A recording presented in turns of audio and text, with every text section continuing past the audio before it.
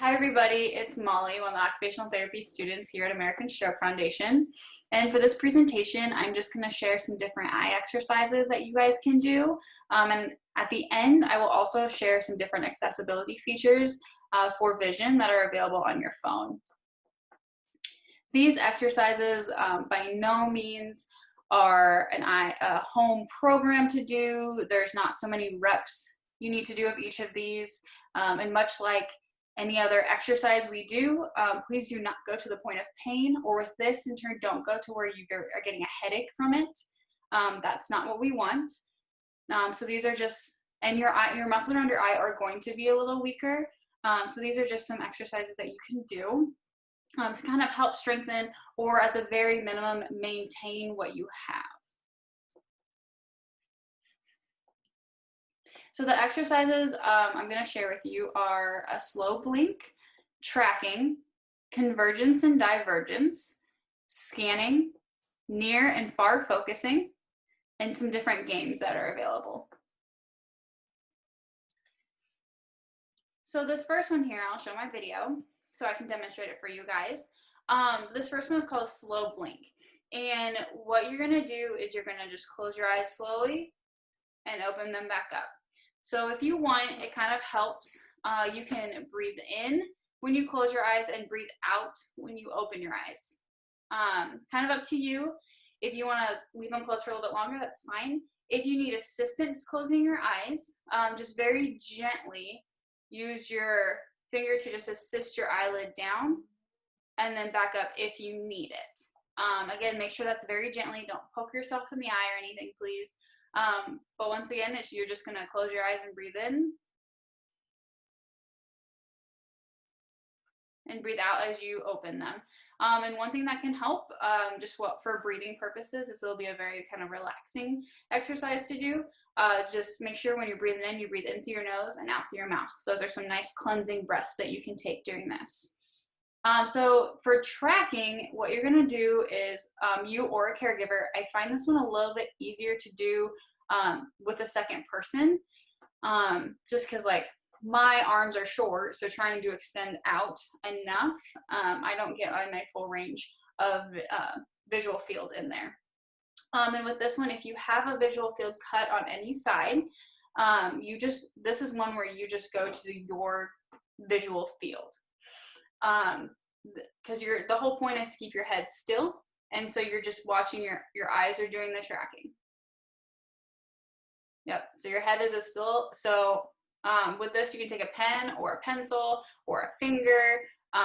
If you need to, fingers kind of work if you're doing necessarily to yourself. Fingers work, especially if you have a nail painted. It's definitely an easier thing to see. But for this one, you're just going to have either yourself or someone else going to hold the pencil about 18 inches from your face or so. And then one technique I learned is to either have them draw an H or an X with the pencil, just very slowly. So just so you can see it on my screen, we're just going to go nice and slow.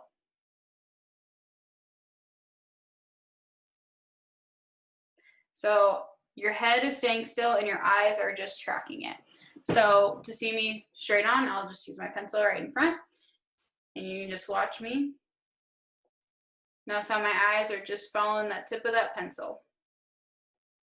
And it's just nice and slow. And at first, if your eyes are, your eye muscles are a little weaker, if you can only do one letter or the other, and not both because your eyes are getting strained, then don't push it too much. Eventually, maybe you can work up to being able to do the H and the X, or doing it a couple times, going through the sequence. But yeah, so this is just one to kind of help those muscles work themselves without your head moving. So the next one is convergence and divergence.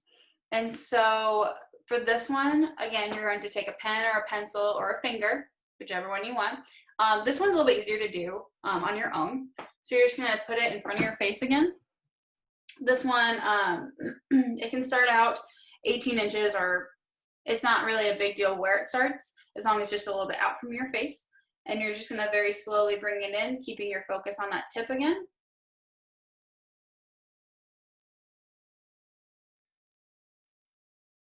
just nice and slow. One technique I've learned is when you are bringing it into your face, breathe in, and when you are moving it away, breathe out. So you're doing the convergence coming in and divergence going out. So your eye muscles are coming together and then spreading apart.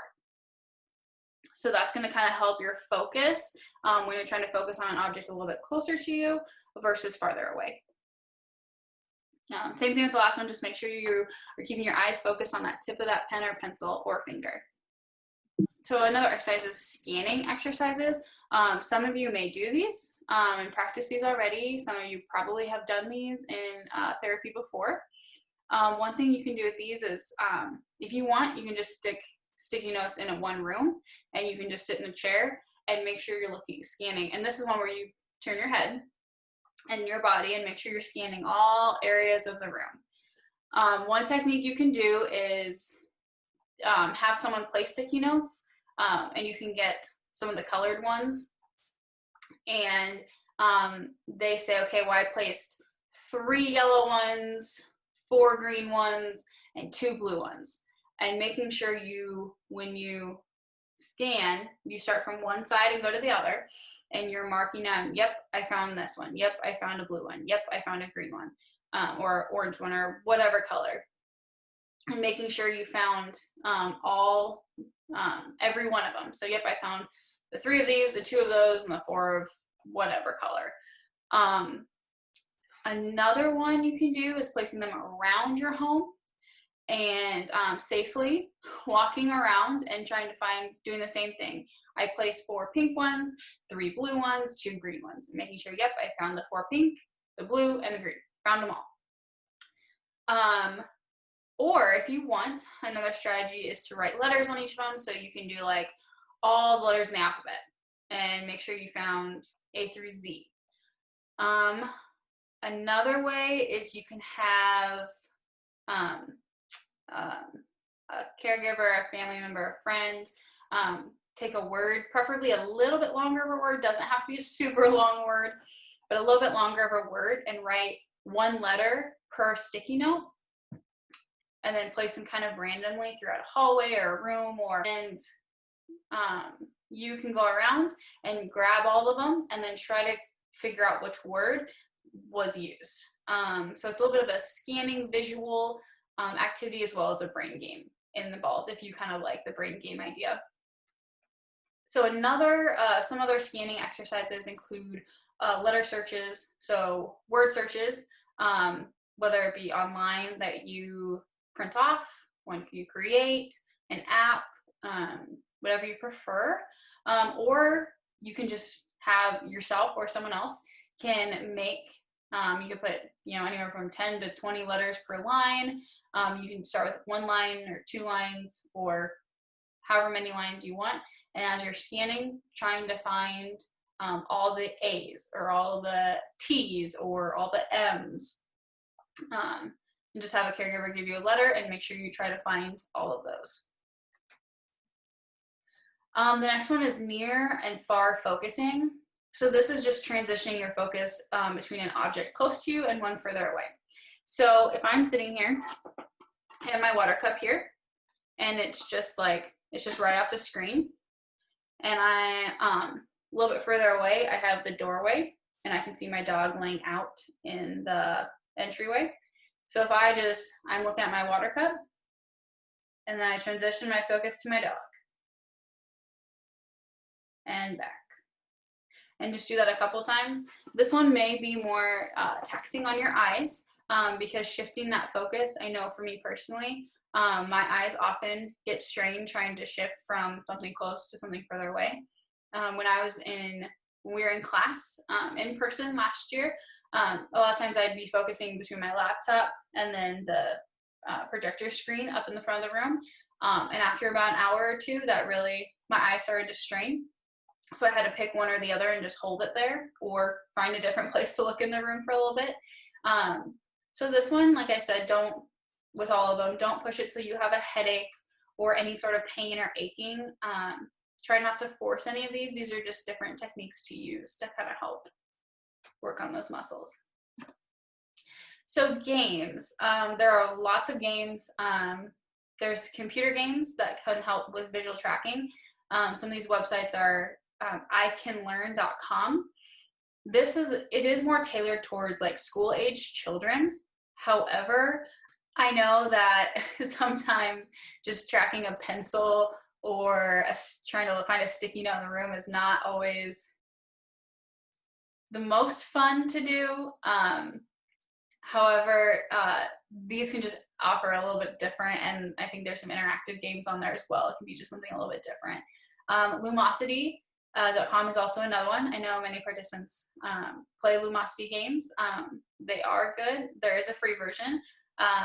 Back in my brain game presentation I did about a month or two ago, I talked about Lumosity, and there's free versions of it if you're interested in that. Lumosity also has an app. There are other apps. So a free one is What's the Difference? Spot It. This was also on the presentation I did earlier. And so all it is you have two pictures side by side. They are basically the same picture, give or take some differences, and you just have to find the difference. To look at one of the pictures that has the differences and try to find all the differences in the picture. So you're going to be scanning that whole page. Others are word searches as well. There are hundreds of word searches on like the App Store or Google Play. So I know Word Search Pro is one I have used, but there are just regular word searches. There are Word Connect, Wordscape, where you have so many letters and you have to try to connect them and look at the crossword puzzles to try to find out what word goes where. There are literally hundreds. So just, I think most of them are free. So just, maybe try a couple different ones and find which one that you like best and go with it. But along with word searches, like I said earlier, you can download them off the computer and print them out. Or I know there's many books that come with lots of word searches. So if you are tired of staring at a computer screen and are with all that, the blue light and everything, you can definitely look into getting paper copies of word searches. And I'm pretty sure they have those with the pictures too, to try to find the difference between pictures. I think there are books that exist like that. So quickly here at the end, I want to talk about different accessibility features that are available on your phone. I have looked into email. There's not a lot of options for email. Unfortunately, the only thing you really can do on email is adjust your outgoing mail. So any email you are typing and sending. So I know when you are drafting email or typing it up, right there you can adjust your text size, your font, your color, whatever you want to. However, that is only for that specific email you get sent out. So the next time you're going to have to continue to change it. And I'm pretty sure this is on Yahoo and Gmail accounts. And I would think that any other mail account would have other features similar to this one. But I know on a Google Mail account, up in the upper right, there's that little wheel with the holes in it and like little notches that is the universal settings symbol. If you click into that and go into see all settings, then you can permanently change your outgoing text size, font, color, whatever you want. And then that way, every time you draft an email, it is already there. You don't have to keep changing it. But like I said, there's not a lot of features you can do on email, unfortunately. But for phones, I'll minimize myself so you can see a little bit better. For phones, if you go for an iPhone and an iPad, for that matter, I know iPhone's a little bit better since I have one. But like I said, this is for iPhone and or iPad. You go into your settings, and then you go into accessibility, which is right below the displays and brightness option. So you go into your accessibility option, and they are nicely organized into visual, physical and motor, hearing, whatever you need. And so in the visual, I believe it's the first category of options that come up. There's an option for a zoom, a magnifier. You can adjust your display and your text size. motion that can reduce motion when switching between apps. If you go in, you can read a little bit more about that one. And then there's a spoken content option. As well on iPhones, as some of you may know, there is the Siri option. And you can talk to Siri if you are having trouble trying to focus on something. I know with the text size, I have many family members who have adjusted their text size, because even just a small notch up can make a huge difference in eye strain. I know oftentimes when you get like a really long text or a really long email or something, all the little text tends to blur together at times, and so just one notch up can really make a big difference. Again, there are so many other accessibility options. I would suggest just trying some and seeing how you like them. If you're going to be playing around though, I highly suggest keeping a notebook near you, and as you are trying something, write down exactly what you're trying and whether you're turning it on or off, because if you don't like it and you can't figure out how to get back, that's a pain. So just make sure you write down exactly what you're trying to kind of see if that will help, and if you don't, you know exactly what you just tried and how to turn it off or go back to what it was. I have found that to be the easiest thing to do for me, because oftentimes I will change a setting on my phone and completely forget how I changed it, and I can't go back. So that's just an option. Or if you have a family member or a friend who is tech savvy, by all means have them help you. So the next is on an Android or Google phone. I'm not as familiar with these. My husband has a Google phone, so I played around with his for a little bit, but I didn't want to change too much on his. But this one I know, if you go into settings again, into the accessibility, the main three for visual that popped up right away were font size, display size, and the magnification.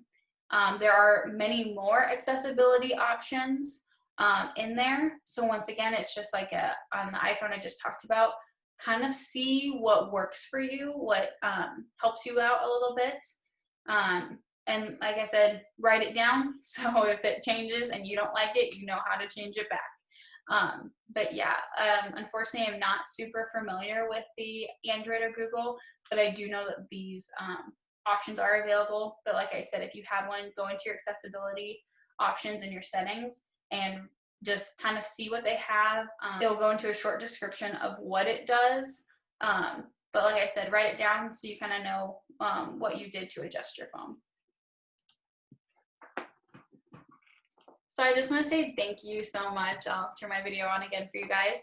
I just want to say thank you for taking the time to listen and watch this presentation. I hope that you found some helpful information in it.